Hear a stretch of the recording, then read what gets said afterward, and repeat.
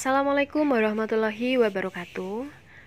Dalam mapel elemen mesin kali ini atau DPTM, Dasar Perancangan Teknik Mesin, saya akan menjelaskan mengenai bahan teknik yang terdiri dari bahan logam dan non-logam.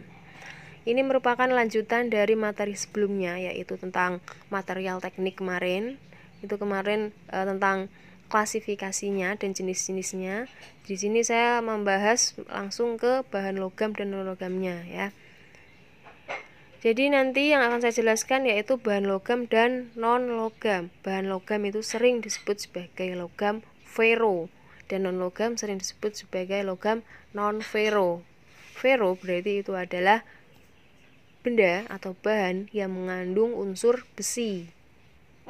Kalau yang non-ferro berarti bahan yang tidak mengandung unsur besi. Dalam lambang kimianya yaitu Fr.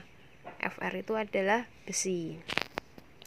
Yang pertama, langsung saja saya akan menjelaskan mengenai bahan logam. Nih, logam ferro atau dalam kurungnya besi. Nah, ada pengertiannya ya. Suatu logam paduan yang terdiri dari campuran unsur karbon dengan besi. Nih, nanti saya akan menjelaskan dari jenis-jenis logam ferro ini. Yang pertama ada besi tuang, besi tempal, baja lunak, baja karbon sedang, baja karbon tinggi, dan baja karbon tinggi dengan campuran. Yang pertama, besi tuang. Ini memiliki komposisi kadar karbon sekitar 4%. Ini sering digunakan untuk pembuatan alas mesin. Seperti di mesin fresh itu ya. Terus meja perata, bagian-bagian mesin bubut seperti kemarin ada yang sudah dijelaskan ya mengenai mesin bubut. Itu dibuat juga dari jenis besi tuang. Lalu ada blok silinder dan cincin tora. Yang kedua ada besi tempa, memiliki komposisi 99% besi murni ini ya. Jadi ini komposisi besinya banyak banget ini komposisinya. Digunakan untuk pembuatan rantai jangkar, kait keran dan landasan kerja plat. Lalu ada baja lunak, memiliki kadar karbonnya 0,1 hingga 0,3%. Digunakan untuk membuat mur. Jadi kayak mur, skru, pipa, keperluan umum dalam pembangunan. Misalnya seperti paku, kayak gitu ya.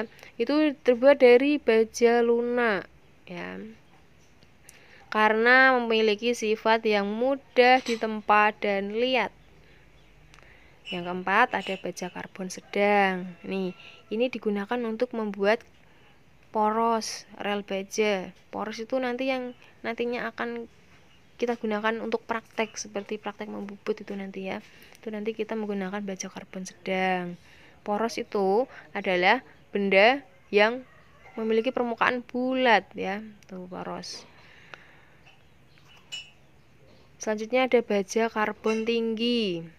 Ini biasanya digunakan untuk membuat kikir yang kita gunakan untuk kerja bangku nantinya. Untuk membuat pahat, yaitu mata potong untuk membubut nantinya pahat itu.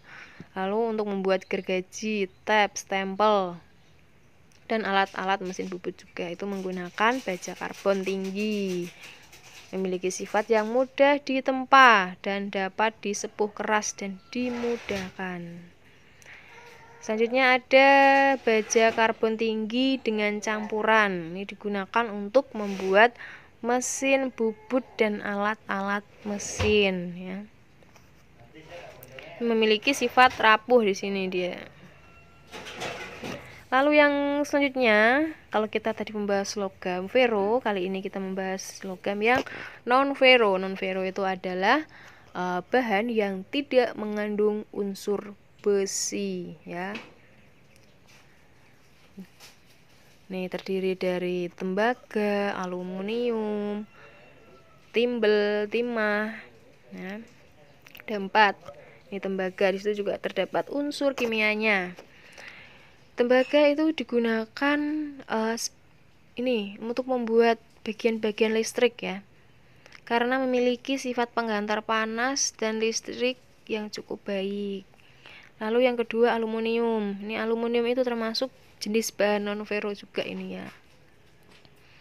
Nih, karena sifatnya mudah ditempa, lihat bobotnya ringan ya, karena dan ini mudah dibentuk, ini lunak ya aluminium itu. Lalu ada timbel. Nih, timbel itu digunakan sebagai bahan pembuat kabel baterai itu dari timbel. Terus ada timah. Nih, timah itu digunakan untuk apa? Nih, digunakan sebagai pelapis lembaran baja lunak dan industri pengawetan. Ini sifatnya itu tahan korosi, tahan karat itu ya. Ini ada lanjutannya, bahan non logam. Ini bahan-bahan non logam. Bahan non logam suatu bahan teknik yang tidak termasuk ke dalam kelompok logam yang terdiri dari bahan galian, tumbuhan dan hasil dari proses pengolahan minyak bumi. Ini itu yang saya jelaskan nanti, ada asbes, ada karet, plastik ya. Itu merupakan jenis bahan non-logam yang terdiri dari bahan galian, tumbuhan, atau hasil dari pengolahan minyak bumi. Ini termasuk juga bahan non-logam ya, itu ada asbes. Nih. Lalu ada karet, ini karet juga terdiri dari bahan dari tumbuhan ini ya, karet ya. Lalu ada plastik, ini terdiri dari termoplast dan termohard. Oke, seperti itu penjelasan mengenai bahan teknik logam dan non-logam. Silakan jika ada pertanyaan, silakan ditanyakan. Jangan sampai kalian tidak paham, berusaha paham dan berusaha punya catatan, karena nanti akan saya cek ketika sudah masuk sekolah. Oke, terima kasih. Sekian. Assalamualaikum warahmatullahi wabarakatuh.